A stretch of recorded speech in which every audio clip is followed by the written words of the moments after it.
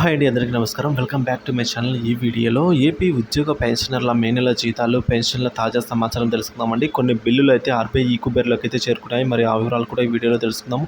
వీడియోని ఎక్కడే కానీ స్కిప్ చేయకుండా ఎండ్ వరకు చూడండి. అప్పుడే పూర్తి ఇన్ఫర్మేషన్ అనేది అర్థమవుతుంది. అలాగే వీడియో నచ్చినట్టయితే ఒక లైక్ చేయండి. ఇంకా సబ్స్క్రైబ్ చేసుకున్నట్లయితే మన ఛానల్ని సబ్స్క్రైబ్ చేసుకోవడం ద్వారా నేను చేసే ప్రతి ఒక్క వీడియో మీ వరకు రీచ్ అవుతుంది. ఇక విషయానికి వచ్చినట్లయితే బిల్లులలో కదలిక అయితే రావడం జరిగిందండి.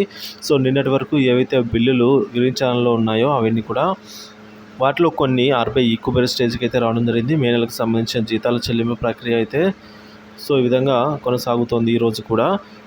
ఇంకా ఇప్పటి వరకు జీతాలు కానీ పెన్షన్ కానీ ఎక్కడే కానీ జమ అయినట్టు దాఖలాలు లేవు. కానీ ఈరోజు మధ్యాహ్నం నుంచి అయితే జమ అవుతాయని తాజా సమాచారం అండి.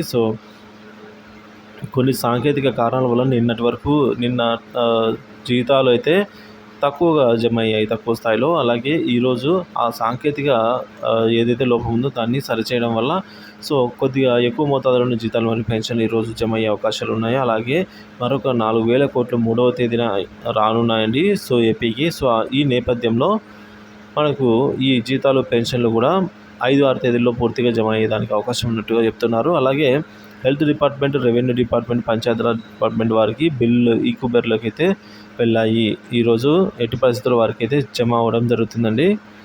పేమెంట్ పెండింగ్ స్టేటస్ వచ్చేసి ఈకుబెర్. విద్యాశాఖలోని బిల్లులలో అయితే ఎటువంటి కదలిక లేదు.